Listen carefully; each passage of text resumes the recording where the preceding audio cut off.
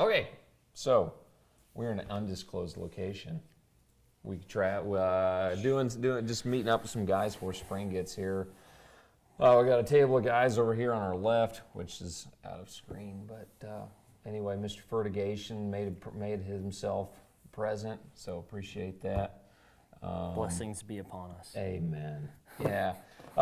Gibbs is, it's Gibbs. Gibbs needs no introduction.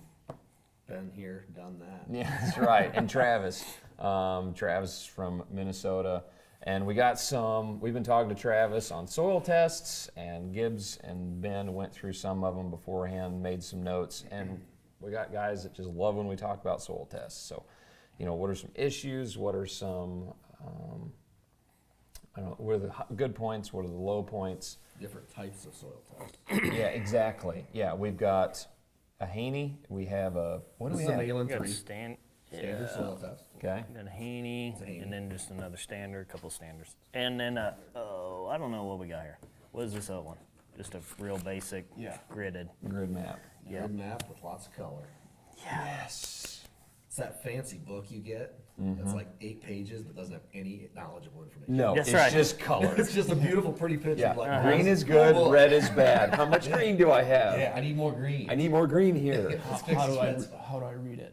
Yeah. Yeah. Well, they don't want you to know that. Yeah. Because then you'll realize you won't need what they tell you they need. What you need. Anyway, I don't know where to start. You get a soil test. You got this beautiful paper in front of you, or a bunch of color. Yeah. Where do I start? Actually, let me Like, let me there's so rewind much just a numbers little here. bit. What kind of soil test do we pull? Because a lot of guys just say pull a test. They leave it up to their agronomist, their however.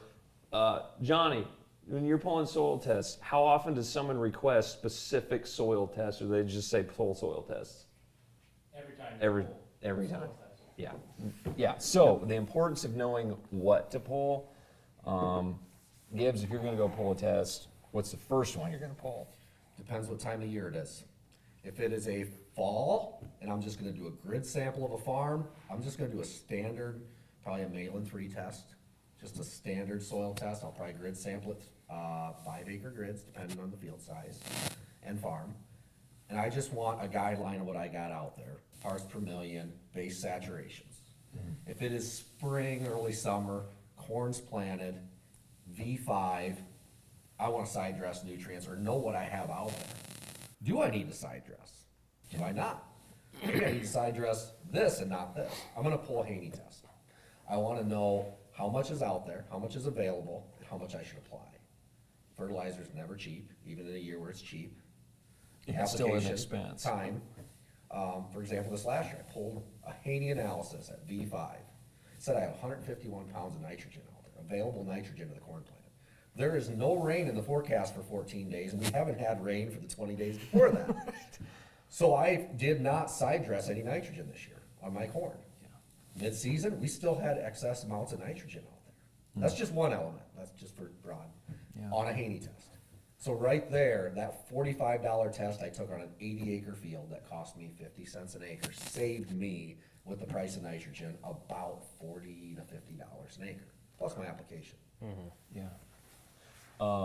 Side note, because we got some guys getting ready to run, we got guys starting to run wheat. Would a Haney test show nitrogen well right now in wheat? It will show some, but you also gotta realize that soil's cold. Yeah. Nothing's going Microbial on. activity's low. It'll It's- ramp up come spring and summer with that heat. and Does your soil. biological activity, this is something we get asked all the time, in cold months, will your nitrogen tests show lower than in the warmer months? Or is nitrogen just nitrogen? Where phosphorus is very biological driven, is your nitrogen just there? It's either there or it's not, no matter the time of the year. It's all biologically driven. Okay. So like Gibbs saying, you got all these different tests, and you're gonna read it, you're gonna try to figure out what you're gonna do. But my whole thing, like we were talking before, and this is why I was like, Gibbs, stop talking, we gotta talk about this. What are you gonna do with it? Which ones even matter, and what components within it even matter? Sure. So I like a base because I can find things in here that I can't get from over here. And time of year and what you're trying to do within that time of year makes a huge difference. Yeah. So I don't really have a favorite. Okay. I tend to always go this way because this is 90% of what I see. Yeah. And then I've really trained myself in these over the Haneys and stuff, just because that's all I get. Yeah. So to the point of, what do you guys pull? Well, everybody pulls this. So that's why I've focused here. But I see a ton of value in these others. I just don't get them. So Like you were telling me earlier, we could put all this P and K in the fall, but it's not going to do me any good yeah, if it's not balanced out. And yeah, it's antagonistic to the point of his fall base saturations and stuff like that. Makes a big stinking difference on what you're doing. So, yeah. Okay, so we've got the Malick tests, we've got the Haney, we've got, is that a Haney? This a is an Malin Olsen. 3. Okay, That's an Olsen. it's an Olsen. This is a Haney. Okay, so we're gonna go out, it's in the fall, we're gonna pull grid tests.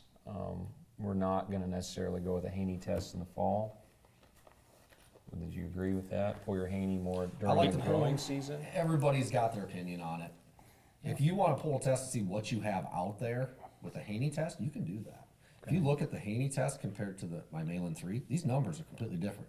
Yeah. And that is the exact same bag of soil. All the tests were pulled at the same time? Same time, Interesting. same soil. I sent one bag to the lab and I said, I want a Haney and a Malin 3. Same bag, same soil, same. So it's not two different bags, not two different spots in the field. It is the same deal. So which This one do you is- go off of? You gotta see it for what it is. Okay, So what they do, they take this in and acid extract certain ones. That's how this is done. Okay. I mean, got ammonium acetate and things on here. You can make that test say whatever you want it to say. It's just a matter of how extreme the acid is they're using. So this one, which one is it? It's This water. is the Malin 3. This is the Haney. Yeah. So you got basic water, what leaches and things like that. And that makes, this is more,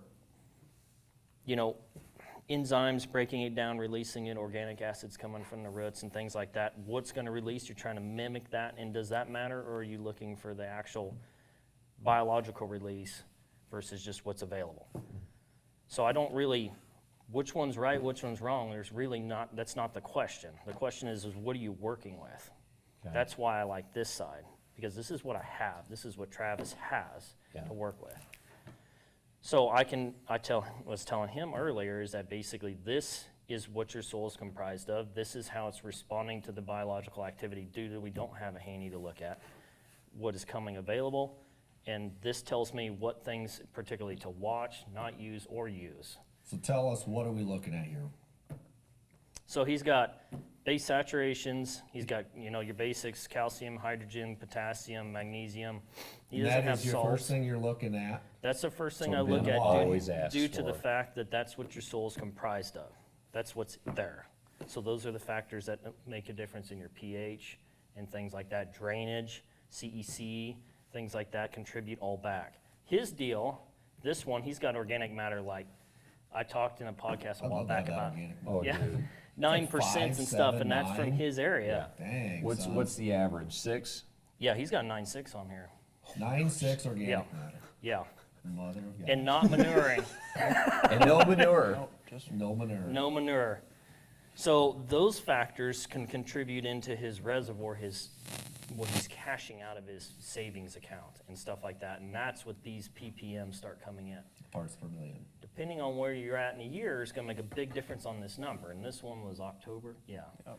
October, and he's still sitting at pretty decent numbers. His calcium conversions are phenomenally well for considering how low he is. Now say that, so 30, he's got 2,900 here and a 49% base saturation. 2,900 parts per million calcium, 49% base Base saturation saturation. calcium. I've seen 80s and not even get over 1,500 release. No, it wasn't you. Well, I've No. got some not far from that. Or mine was mag. You said it was the worst mag you'd ever seen. Yeah, that over one west. farm, yeah. Yeah. But, so just because the base saturation's good doesn't mean that you automatically are good. That just means that you have a good savings account bank here. Can you convert it and use it? Things like that matter. So that's where ppm. Most people look at ppm first. Yep. Oh, it looks good. Okay, well, what's over here converting back, Yep. if that makes sense? And then you go back to your pH. The pH is an effect of Yeah. something else. It's your report You know, card. it's your report card. If something's too high or too low, it's gonna affect the But pH. so many people, People look at it and say pH is my problem. right? No, pH is the effect of a problem. Let's look at what's high and what's low that's causing that. Yeah, that is a great point. What's his pHs? All low. On this one, where's, Those two. oh man, we should have. Yeah. That other, He had another one that his calcium levels are crazy high Okay. and his pHs were crazy high. And he's like 8s. They were mostly 8s. pHs. Yes. Okay. In my area, you cannot grow a bean there. It will die. It'll merge, and once it burns out the cotyledon reserve, it's dead. Why? Because there's no iron availability. Yeah, go grab that. But he's still So getting you're- 50, 60 bushel beans, So you're suffering from iron chlorosis. typically. Okay. Why is his organic matter saving him? I think, yeah, because it's somewhat similar to this. His organic matter is buffing off some of that. Okay. This natural reserve that's available. Yeah, this one right here. See, look at that. 8-1s, Wow. 90% base saturation of calcium. And he has his grid maps. 4,800 parts per million. And then you look at Is the the dirt white? magnesium base saturation 9.2. So he's low mag. Yeah. In that spot. This is his highest yielding farm. Wow. One of, right? Yeah, one of his highest yielding farms. But he showed me his maps, and so he's got all these lakes all around him. And so you look at this, magnesium levels and CECs are all, 30s on the CECs, and magnesium here is in the mid-20s. And so his biggest issue is drainage. So he's got this was gonna say crazy high drainage. calcium levels. Is this one and that's his gonna get magnesium tiled? levels. Is it? there's Cool. some tile in it, but Yeah. I'm getting more. So I would love to see this test 2-3 years after the drain tile's put in. That'd be interesting to see how that affects it. Yeah. Yeah. Don't go anywhere. You back here. That's right. Yeah. 3 years. Yeah. Yeah. yeah, But that's the- what I the- just sat down with to get maps of. Cool. Of that farm? Yep, this farm. Neat. Yep. And I jotted some numbers on here for him for ideal scenarios, but obviously this is just a generic. If you wanted me to put a number to it that you want, A that'd be my general numbers. rule of thumb. But this is a very clear example that doesn't always hold true. These numbers are so off the chart. If you told me you were raising 50 bushel beans here without me seeing the organic matters and other things you're telling me, I'd be like, no way. The things are wouldn't dying. believe you. Yeah. But so these things aren't law. That's why I always say test for what they are and read into the whole story. You got Yep. lakes, you got too much rain, not enough Where's rain. your context is a big deal. Yeah, yeah. So Is this I a have test from Texas or Minnesota? There's a lot of Yeah. Oh difference gosh, there. yes. You know. water is an amazing thing, and that's where I got into all this. Is water can make or break an operation pretty fast, one way or the other. And this is a clear example. This test tells me this should be his best until you find out they're getting so much sticking rain, and now we have a drainage issue. This is well, and that's performing better. Yep. But tests say no, but that's not the point. The point is that scenarios are going to influence what is ideal. Yeah. It's So very tests- case by case. Yeah, so tests is just see them for what they are. And that's why I always tell guys, don't necessarily go in here and say, this number doesn't, this ideal range of 70, 75% on calcium doesn't match 49. I need to raise that. But in the ideal situation, he's still getting good release. Is it really worth it? Well, to raise it to hit that, you're going to break the bank. Yeah. And then if you even attempt to, are you going to now have another problem? Right. So Cause another different imbalance. organic matter and biology are the ultimate buffer for imbalanced soils Yeah. And rain. and water. Yeah. Yeah. Correct water. if Too you- much water, Too much. it's another problem. Right. Which this is too much water. You know, guys ask me that. I've heard water is your number one limiting factor on an operation, more times than not. I would agree with that statement, but I would say probably 70% of the time, it's too much at the wrong time. Being the Especially limiting if you're in factor. irrigation. Saturated not just- soils do not breathe. No. You know, they still need to breathe for the microbes to work. Yep. Otherwise, they go anaerobic. Yep. Well, and you've got the respiration test on here. The Haney test has got my soil respiration, which is how well my soil breathes. So talk about your respiration for just a little So the bit. Haney test does not give base saturations, which is one thing that I don't like about it. Okay. That's why I pull a traditional to know base saturations: calcium, magnesium, hydrogen, potassium. But when I look at these two, I can tell you by looking at my soil health, my soil respiration, that I've got high magnesium and low calcium and the soil's not breathing, just by looking at the respiration. Soil respiration, CO2 parts per million release, 13.5. That number should be like 200. That'd be cool. Ideally, if I could get up to 100, that'd be awesome. That means it's breathing really well. Soil's not breathing, it's tight. Okay. This field has been no-tilled. I was gonna say, cover give me crops. some history on this field. Yes, this field, it's a Ryan Gibbs creek bottom field. This is my good ground. Like, this is my bottom ground, creek bottom ground. Yeah. Fairly black dirt. It's good. pH 6.5, right where it needs to be. We haven't put lime down in 7 years. You know, we don't run anhydrous, no-till, cover cropped, hog manure every other year, corn soybean rotation. We did do a relay crop on it 2 years ago. Soybeans and cereal rye grown together. Harvested the cereal rye, came back and harvested the beans. Dry year, had really good cereal rye. Beans were awful, like 10 bushel. But, you know, we made the money on the cereal rye. Anyway, beyond that, we're looking at our soil respiration. I know this soil has got high magnesium, low calcium, because in the past years, 7 years ago, and then the history, we used Domatic lime on it to adjust pH. The lime in our area has got high magnesium and not as much calcium. This was before I was farming it. Even the first year I farmed it, that's what we put down to adjust pH. What we should have been looking at, we didn't realize this at the time, was we should have looked at our base saturations, and we should have put a high calcium, low or no magnesium lime down, or gypsum, or, you know, this year we put down BioCal. I'm not advertising a product. It was just a product that I feel was the best fit for my operation. My pH is perfect. You know, most agronomists would look at this and say, you don't need calcium. You don't need anything like that. Your pH is 6.5. Your buffer pH is 7. I look at my parts per million, 530. Base saturation, 61%. Magnesium, 28%. Magnesium should be 12%. It's 28. That's like You're reversed. twice what it is. No wonder why it's so tight. The magnesium's high, the calcium's low. Right. You know, calcium base saturation should be over 65%. Between calcium and magnesium base saturation, you should be able to add those two numbers together, and they should be 80 to 85%. That's kind of Repeat that. base saturation, calcium and magnesium.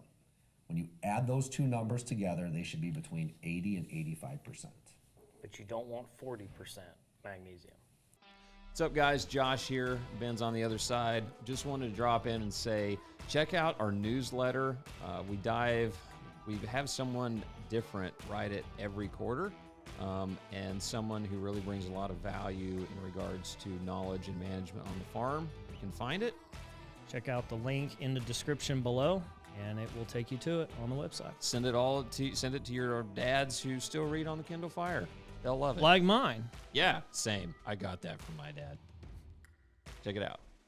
Yeah, that's right. Yes. You don't want a 40 and a 40. So this is a really interesting point in regards to the lime that you get, because I have a feeling after the lime that looking around like Heathman's here, that I get on my fields comes from a quarry that is literally up the river. So I have a feeling that the lime coming out of there is high mag lime, which is what I'm fighting already in my soil, because I'm pulling from virtually my same soil structure upriver. I just guess. I haven't gotten a test on it yet. I quit spreading lime because I'm working with hydrogen issues instead to fix my pHs. So I'm going to get a test done of that lime and see if there's high mag in it, because there's a lot of these guys that are going out trying to correct pH with calcium from the lime, and they're just making their dirt tighter and tighter and tighter and tighter just by throwing more magnesium out there. Would that be same, like, correct train of thought, or not so much? Well, we always talk about potassium and calcium, that it's a lot like throwing a dropper into the middle of the Great Lake and making a difference. And it really doesn't make too much difference. So changing your percent base saturations and stuff like that, affecting the overall response and how soil is going to be structured, I think is not going to happen. Right. So at least consistently. I mean, like base saturation calcium on here. Let's here's 49. So say 50%. 50% of the soil's calcium. Top 12 inches of an acre weighs, I think it's 3.6 million pounds. If you take 12 inches on 1 acre, so 3.36 divided 1.8 million pounds is calcium in that soil. So if you go That spread spreads are mass, so it might not be right. 2 tons, half of 3.36 is 18 to carry the decimal over. Anyway, Sure, I believe you. yeah, 1.8 million pounds in the top 12 inches of that acre's calcium. So if you go spread 2-3 tons of lime, 6%. You just And- talk. okay, so my deal on the calcium, Gibbs, feel free to weigh in.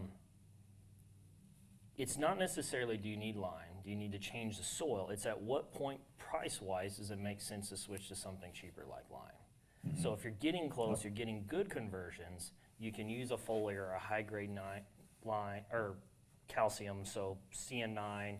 I'm not a fan of CAN 17, but those kind of products start making sense. Now, if you start having more issues to where your conversions are total crap, then you have to have the volume, then you start looking at lime.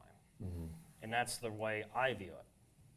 Well, Chanel Would you- runs I- calcium in the planter Yes. on 2x2, Yes. calcium nitrate. If you're close, Yeah, if you get way off, then we're talking something else. Yeah. It doesn't move a lot in the soil. no. You know, I mean, this calcium's not just gonna leach out. Isn't it the largest molecule? Yes, Calcium's largest soil one molecule. of the largest molecules, yeah. Yeah. Yep.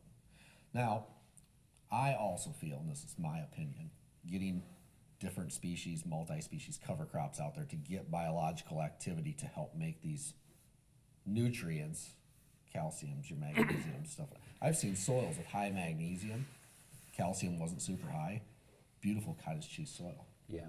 Multi-species, lots of different cover crop, you could call it, Right. species out there. Every one of those has different roots and root structures that communicate with each other, and they share nutrients and they share stuff under soil that we can't even see. And growing phenomenal yields Right. just So from that's just biology. like this test over here. You know, so it's like, yeah, like you said, throwing a dropper in the Great Lake. Yeah. Yeah. You know, it's like what you're really doing. You still need biological activity to make these nutrients work. Right. Well, I mean, it's even like this book, so little plug. When Weed Stock, great on- book. It's on Amazon. It's, Yeah, Amazon Acres USA. Yeah. shows nutrients. There's an ag plug. Acres USA. Yeah. It's got a glossary, you could say, or an index Yeah. of Yeah. a weed. Like, okay, I got thistle, for example, we're talking about. Yeah. Thistle. What? Thistle. can see. It's a Amy can weed. see. No, it's not a weed. It's a plant that's growing in a place that it loves to grow. You just don't like it. I don't want it there. Or to though. you, in- it's a weed. It's in my pasture. My cattle don't want to eat it. Right. Unless I make them eat it, which I don't want to do. All right. You know, so now I got to spray this thing, or I got to go out there with the batwing mower and keep it mowed up so it doesn't reproduce seed. Why is it growing there? It's in an environment that it loves. I want to make it not grow there. So what do I need to add, or what is my soil deficient in my pasture that's allowing this thistle to thrive and be the healthiest plant in my beautiful pasture? Well, as we're going through this book earlier, and this is how I learn. I correlate. Oh, what's this? Oh, I love and the then graph see this. because Yeah, it's a like, picture of, you Yeah. know, and it really explains it to you without words. Farmers are Just- big kids. yeah, I like pictures. Colors, Yeah. pictures. Keep it simple for me. yeah. If you look, 98% of every weed on this list requires a low humus Low environment. humus, low organic matter. Yeah. Low humus. And so if soil structure equals, Every weed. yeah, Yeah. yeah, Every weed. weed requires. I view a weed as a terraformer. Weeds, pest, disease. They terraform an environment to make it rid of a pest issue, to allow the proper species to come back and recolonize it to what is supposed to be there. So you get sick soil, low humus. Every one of these, minus a handful, is going to start coming in. The structures come back, the biological activity come back, then they leave. Yeah.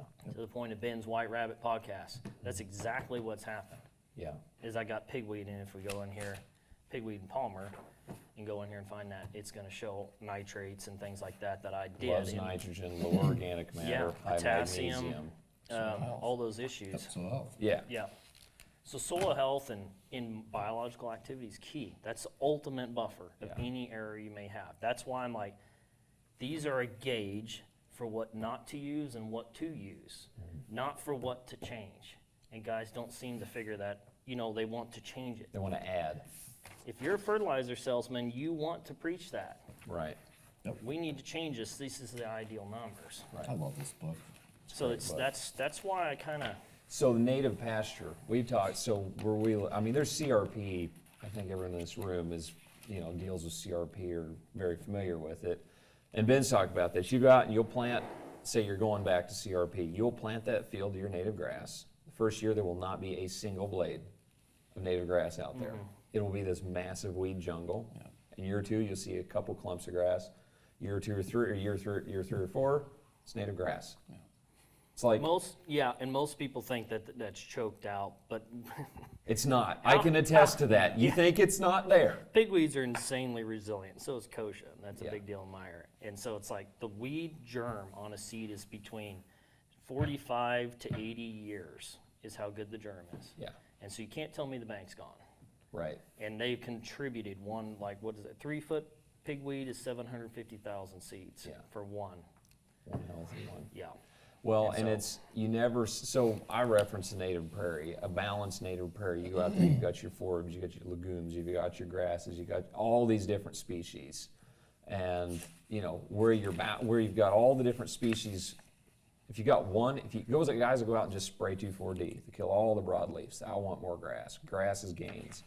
They'll go out and spray it all, and then the gains will begin to go down because their grass gets poorer and poorer and poorer. And then they fertilize it. Now they're still throwing synthetic out there, and then they have to. Then they have to, or the grass won't grow, and so on and so forth. And so it's this very, very degenerating process for the grower, very income generating for the ag retailer, or however it might be, whatever you're buying, maybe not sure, whatever you're putting on.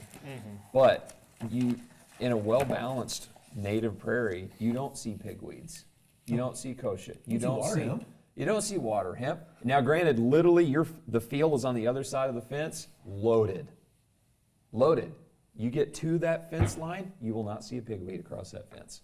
And when you say balanced, and be clear here, balanced doesn't mean that these base sats are balanced. Sure. It's mean that the soil's performing in a balanced result of what they're in, not necessarily that the soil base saturations are perfect. Sure. Because I guarantee you go pull it, it's not going to be balanced. It's Right. going to be out. You're going to find one of these that's not perfect. Yeah.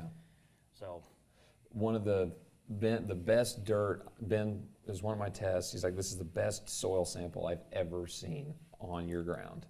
And this was a long time ago.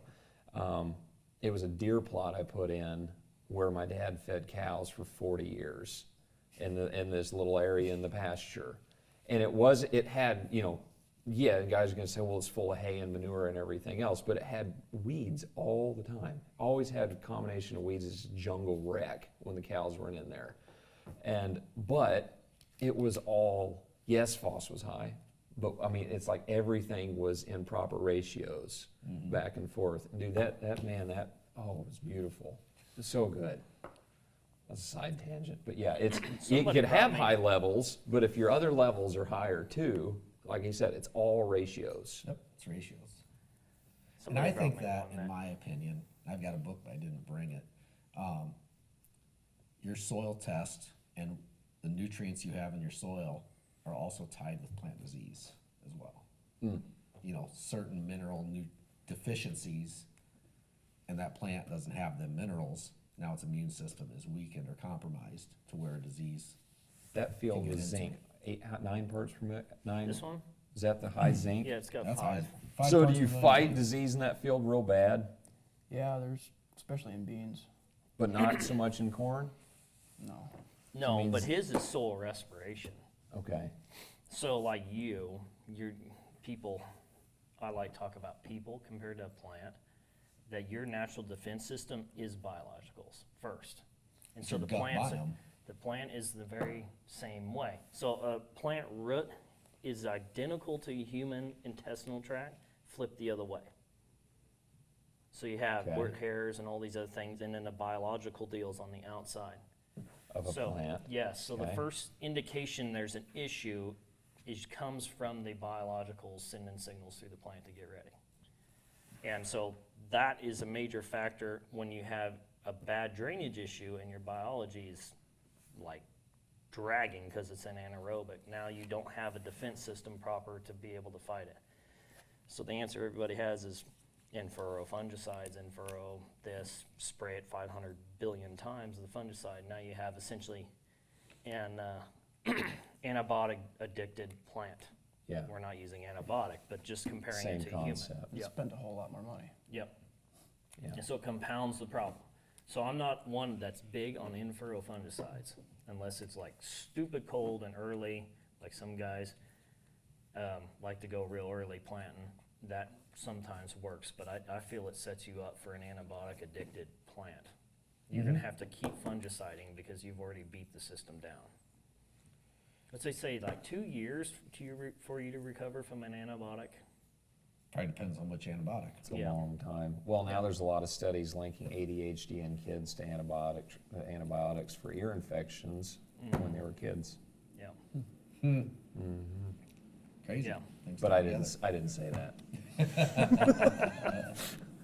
I'd be curious, this field here is surrounded by CRP that's been in for 20 plus years.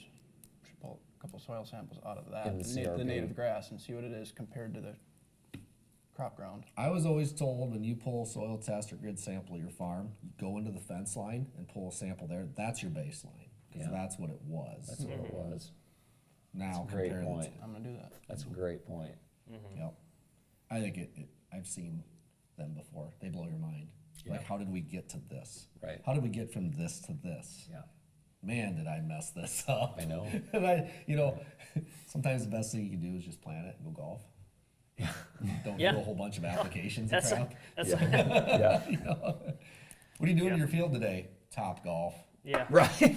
That's it. A solid application with a 3-iron. That's right. That's right. Well, I'd said that it only been a few podcasts ago, that I really do think that your crop and your fields spend most of their time recovering from all the errors that you make. yes. That's all it does. So sometimes doing nothing actually works better, because then it can actually focus on what needs to happen, not necessarily. Well, and right now, so many guys are concerned about the cost. With markets dropping like a rock, yes, this application might help your crop, but are you going to actually be profitable from that application? Like, is this going to bring an actual ROI to this field? If it costs you 5 bushel to put it on and it makes you 5 bushel, yes, you raise 5 bushel less, but you are not money in the, you aren't out the money up front.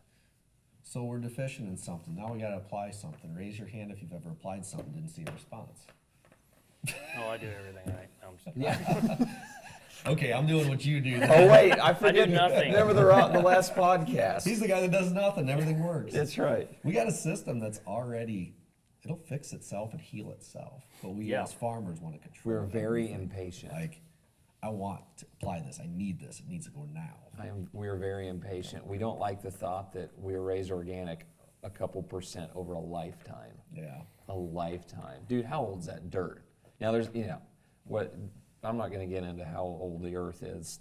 People have vastly different views on that. But, if you can only change organic matter, now, a very small amount, over 50 years of farming, it's like, man, don't you think you ought to be a little more patient here? We want to see 15 parts per million phosphorus jump to 50, Yep. now. Now. But so this is organic matter like this everybody dreams about. And so many people put an insane amount of stock in organic matter. But that's a result of biological activity. If you want to build OM, the only way you're ever going to do that is with biology first. Cover crops, Roots. growing that. It's going to make the biggest difference. 80%, I was told 80% of organic matter by weight is dead microbials. And so apply more hog crap or cattle or, you know, whatever to build OM, that's not really the idea. The idea is to promote more fertility with that, not necessarily the organic matter side. You That can is use such a- manure and roots together. The sun Yes. shines most days. More. Utilize the photosynthesis Yes. to build organic. Sunlight's Yeah. free. Sunlight's free. carbohydrate production. When Canada started starch burning. sugar. Used Right. to. We lost a lot of sunlight this year. It was hazy, and I'm in Northeast Iowa. It was hazy a lot of days, a lot. Yeah. What is an average soybean yield on this field? Over 50. I think it was So in the 50s? in the 50s. Okay, 40, corn? 45, 55. Southwest Minnesota, for Yep. context. Yep. What's corn? Average corn, 5-year average. 180, 190, Okay, gotcha. 200. Yeah, Good years. because I mean, More. like I'm thinking my best piece of dirt, the organic matter's 4.5. You know, and it'll raise 50, 60 bushel beans, and we'll hit 190 bushel of corn. This is a very small spot. I'm not like the back corner of a field that you just can't wait to get to. You know, but I've got totally different issues. You know, he's dealing with drainage issues. I deal with generally drought issues or high magnesium levels, so on and so You've forth. got some pretty impressive mag numbers on there. Yeah, right. But you've got one farm, what is that? What's the county over? The one you just got? Marion County. Yeah, that one's in the 30s. And I think you have 30s too, don't you? Got some fields that Yeah. have spots in the 30s. Yeah. Right, It's Yeah, tight. respiration equals water efficiency too. right. But like you said, people start at the soil test here. They would see the organic matter levels 6, 7, 8, and be like, "Oh my gosh, this is the best dirt on planet Earth." But they don't look at the rest. You know, Yeah. like I tell people, Gibbs is in Northeast Iowa, and they're like, "Oh my gosh, you know, the guys that raise insane corn." Well, they have a whole different set of issues, Yeah. whole different set of problems. You know, where you take a guy from Western Kansas, you can look at his soil test. He's got a whole different set of issues. Yeah. Well, You like know. the last couple of years, we've been fighting just getting seed emergence even. Well, with our high magnesium, I'm in a no-till cover crop situation. We clean some of that residue out of the way, even when the ground's semi-dry. You know, closing that furrow, then it gets warm, gets sunny, gets a little bit crusty, gets a little bit harder. Soil that the corn doesn't want to emerge very even. That was our biggest limiting factor the last 3 years. Yeah, magnesium seems like it makes like chunky Clumps. balls. Yeah. But I'm not big one, like small ones. And then your soiled seed contact's not worth a damn. Yeah. So And we then put you're Your also- furrow dries out. yeah. Yeah, and then you're also channeling around all these hard clumps that are being, formed by magnesium. I bought a 12-row strip freshener here, came this last week. Just a Yetter strip freshener, simple. I don't want to shank, I don't want to disturb my soil any more than I have to, but I want to be able to clean that furrow, soften it a little bit in my cover crop. A day or 2 or 3 ahead of the planter, just to help with that until we can get our magnesium levels down. You know, applications of sulfur help to drive magnesium down. We're hitting the sulfur hard this year. If it has somewhere to go. Yes. So that's something that I was talking to Travis about beforehand, his mags are high, and then a lot of people, elemental sulfur. Yep. But like Josh, it's 9 feet of the same thing, where's it gonna Yeah. go? Yeah. And so we make all this Epsom salt that's very slowly leaching down, and will it go anywhere? Not that that's not a goal, Yep. but it's like, you ain't gonna change it in your situation. It's not going anywhere on that farm. Yeah. It's gonna be hundreds of years before you ever get that taken down. When Neil Kinsey talks about it, he goes, I got guys I worked with in the 80s had unbelievably high magnesium levels. They put down gypsum every year. He said, you can't put enough down the first year, it'll bankrupt you. You try to fix the problem, you gotta do this over time. He said, 15 years into it, well, I go back to the farmer, I said, well, you need to add magnesium this year. He said, I spent the last 15 years trying to get my levels down, now you're telling me I gotta add it back? He goes, well, yeah, you got it down to where you need to. You know, now you got base saturations of 10% magnesium. They were at 23% 15 years ago. We got them down. Now you got to add a little bit of domatic lime or some elemental magnesium to bring them levels back up a little bit. To maintain. Yep, to maintain. He said we got to where we needed to. Now we just need to maintain it. A lot of people see mag as bad, but I do see situations a fair amount where that is needed. Yep. Lighter soil. Yep. You know. Sand. Yep. Sand. Yep. Yep. So it's not always a bad thing for it to be No. high in certain situations. Yeah. Yep. It contributes to holding capacity and overall, pH too, so. I got an 80 that you can drive around. You can hit blue clay in the top hills, and you get to the bottom, and there's beach sand, all in one pass around the field. Yep. Yep, Oh, That's where hydraulic downforce is very nice. yeah, Absolutely. yep, Well, Justin and I were talking the other day. We farm 50 miles apart, and I've got some of the tightest river bottom you can possibly imagine, and he's got sand that if you pour water, it's dry Yep. in an hour. You pour water on top of it. I pour water on top, and it will just sit there, and it will be a mud spot.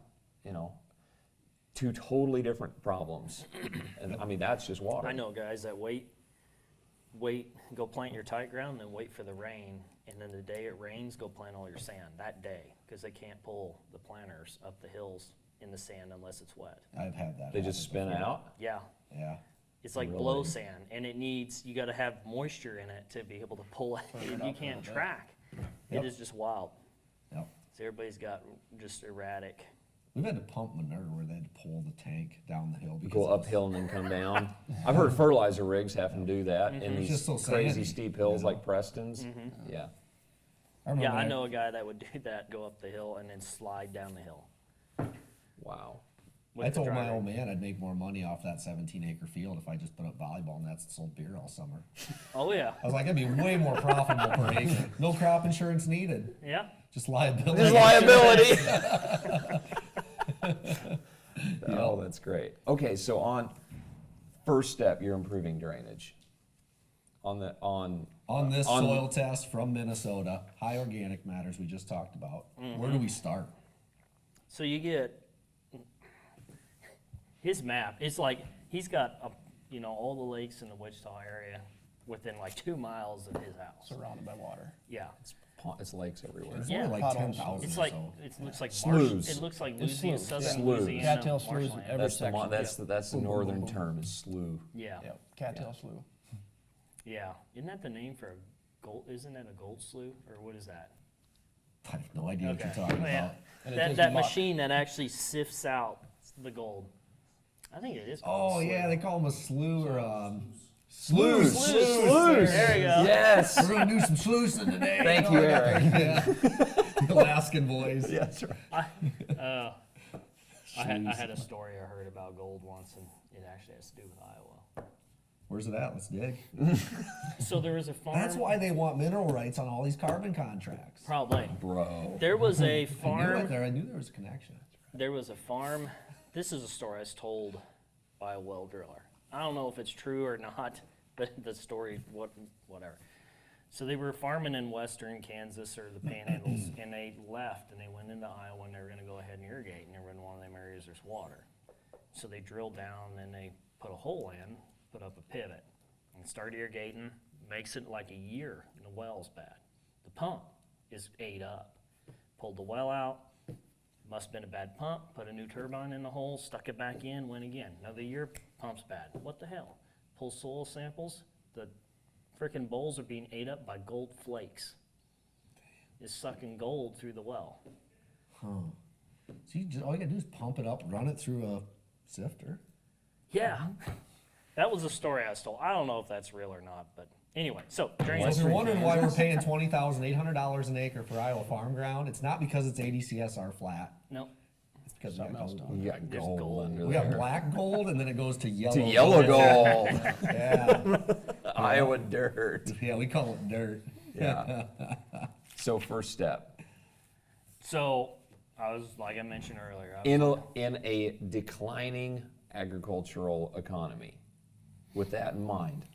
Yes, Tile yes, you is- can. Yes, you can't spread enough gypsum. The whole Yeah. $4 corn. Yeah, And at $4, maybe it goes to 3, maybe it goes If it goes lower, to lower, $1, lower. We're back in LDPs. Right. Yeah. What do we do? in a perfect world, obviously drain tile for a farm like this makes a lot of sense. This one have drain on it, tile? a little bit. Okay. More So- coming. More coming. Yeah, that's an area that, but you're gonna spend thousands an acre to do that. But there's a cost share program. There's that Yeah. too. Depends on the situation. Yeah. Okay. I mean, they have cost shares for putting up, I don't know if they still have, Jake, do they have pivot cost share still? I'm not sure on Okay, well, they used to. He's gonna look. You need some pivots? You need some new pivots? Okay. So yeah, drainage is the main limiting factor in this operation, I would say. But to deal with it in a declining market, and I noticed was one of these one of them we were looking at had a recommendation for planting populations. It's fine, I can talk about it, but basically, the tighter the soil, looking at that map, it looked like they wanted you to plant more plants. And I find that you actually decrease water efficiency and drainage by putting more plants, because you essentially microclimate it because it can't breathe through the canopy. So you put too many close together, it won't respirate out. You can't essentially, They're probably very ET humid out all of the the time. huh? You're very humid all the time. Yeah. I found that tighter the dirt, the lower the pop, it works better. I've seen plants go on, tight deal, and they'd be 8,000 and they're 7-8 years on one plant. So it can compensate, but respirating is a cheap way to create drainage using the plants without adding tile in a downward market. So that's what I've been doing is no-till. In my area, guys fix problems by more tillage, recreational tillage. Chisel plow, Just rip it deeper. and then in the spring, before planting, they hit the field cultivator and just keep hitting it till it dries out. Then it turns to rocks, and then they plant into it, and then one year they don't have a crop. So the background behind where I come up with this is, so me and Corey Atlee, we were correlating our tests together. This is part of the White Rabbit talk. And I planted 54,000 twin row 20s, Corn. trying to hit that big yield. And he did the same exact thing. We duplicated it. One's in Ohio, one's in Southwest Kansas. Irrigation in Southwest Kansas, dryland in Ohio, but he gets a lot of rain, got a lot of humidity. Mine drowned it. That corn drowned it.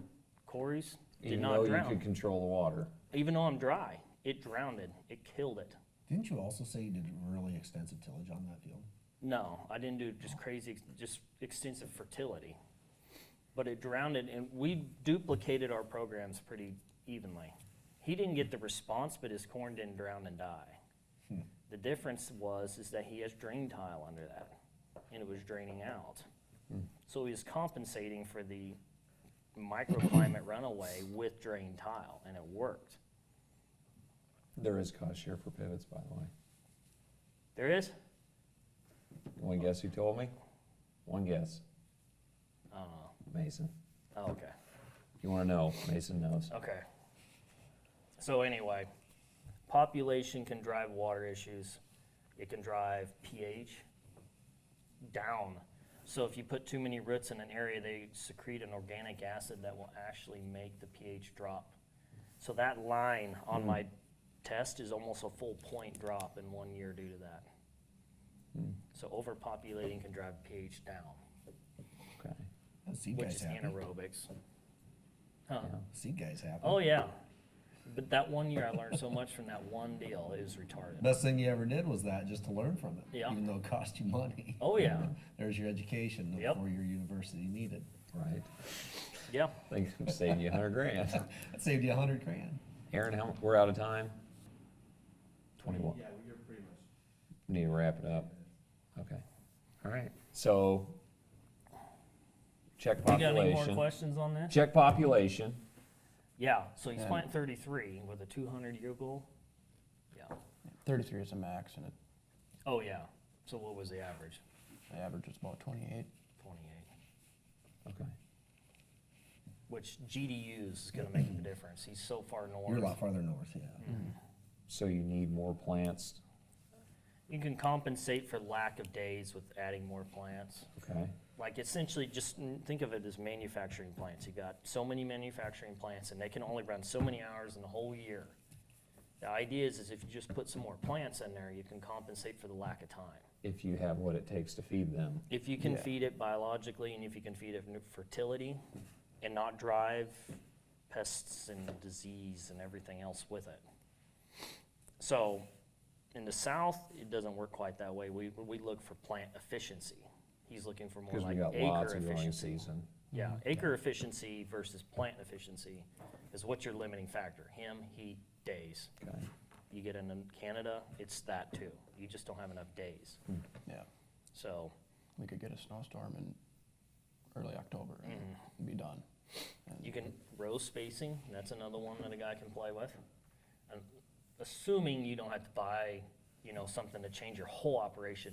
I know guys that do 60-inch, that actually can improve water efficiency both ways. But then you fight weed problems. You got You can liquid find starter weed. on your planter? I sure do. Okay, so look at his potash levels. Man, my Pioneer guy would be just like so happy at this. Look at this.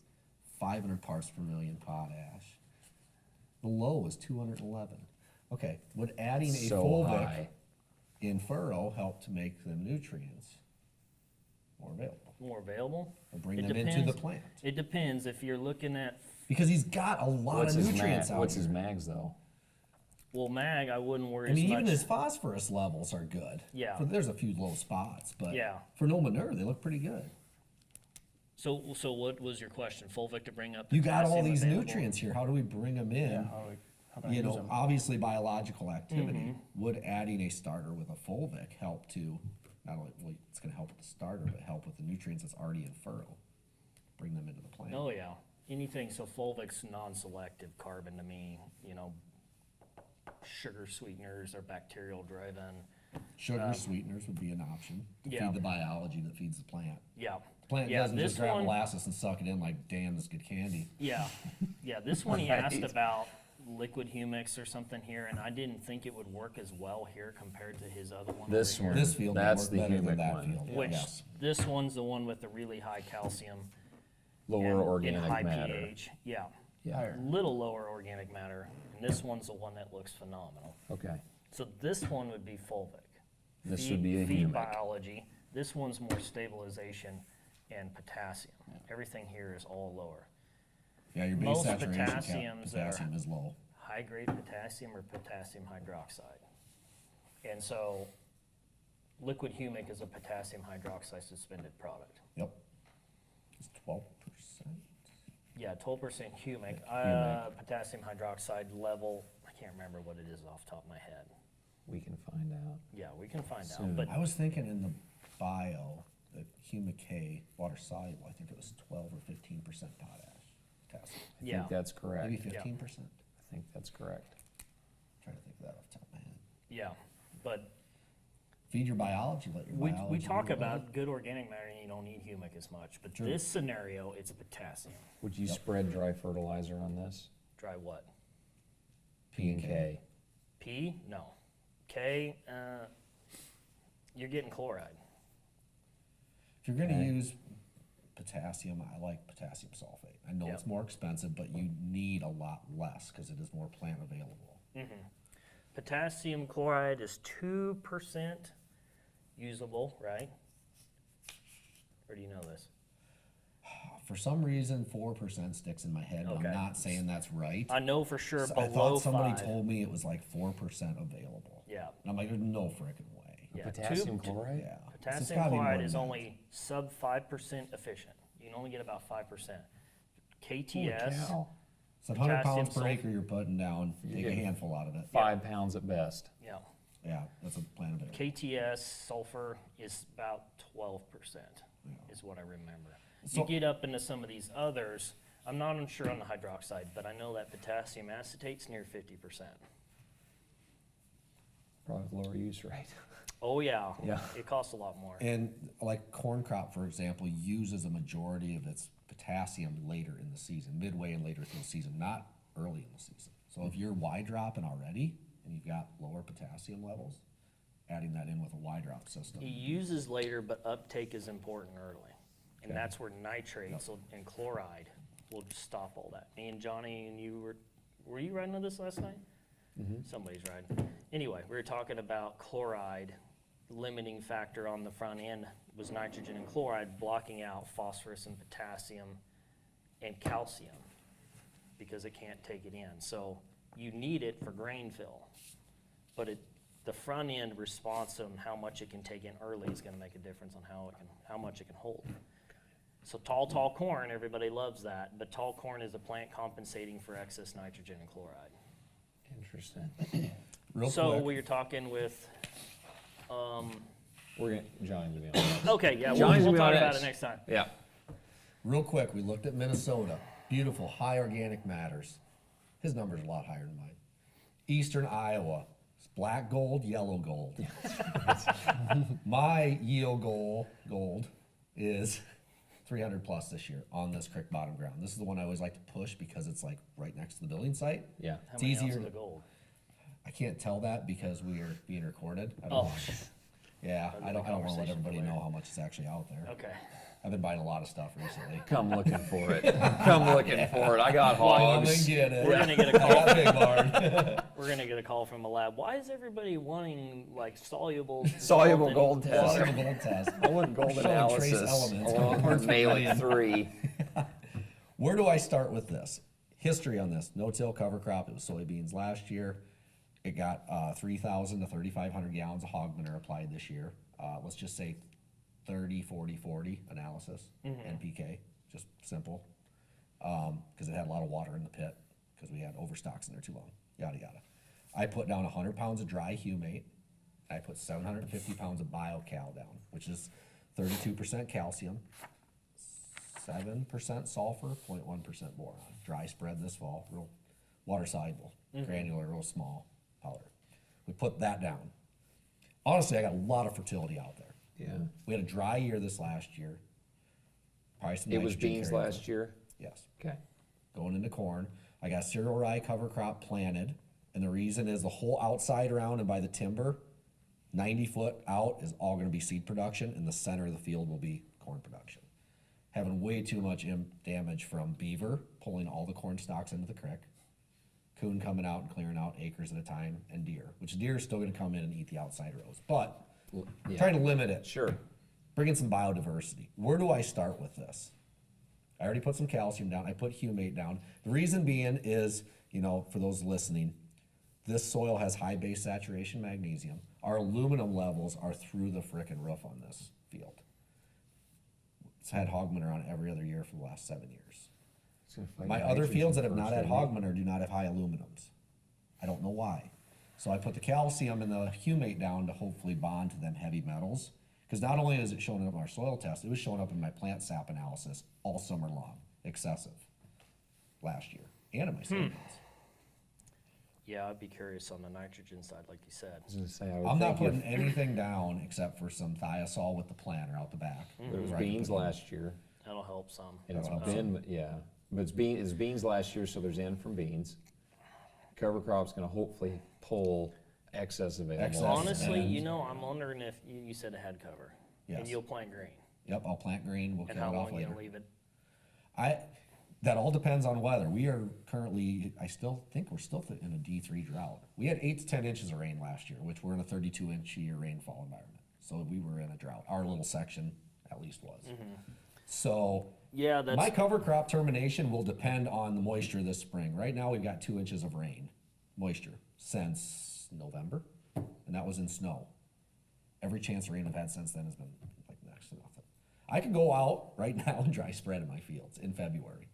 And I could soil test today in eastern Iowa in February, which I've never been able to do in my short lifetime. Cams are literally gonna stop recording. We're out of gig life. Are we? You got a minute? Okay, real quick. We have real quick. 1 minute. Basically, my deal, nitrogen, I would leave the cover crop run longer, convert it into organic nitrogen. It's not gonna leach into plant material. And when we look at the Haney test, carbon to nitrogen ratio right now is 11 to 1, or 11.1. Yeah. C to N ratio. Ideal is 10 to 12. So we're in that ideal You're in range there. right Yeah, now. that's Maybe what I let it would go do. longer. Yep, yep. Okay, well, cool. That's Cheers to 350 bushel corn in northeast Iowa, collecting LDPs. yeah, sure. That's right. Cool. Thanks, guys. Appreciate it. Wish the card life was longer, but we'll do more podcasting. So it's all good. Okay. Travis, Gibbs, Ben, Till next time, farm on. over and out.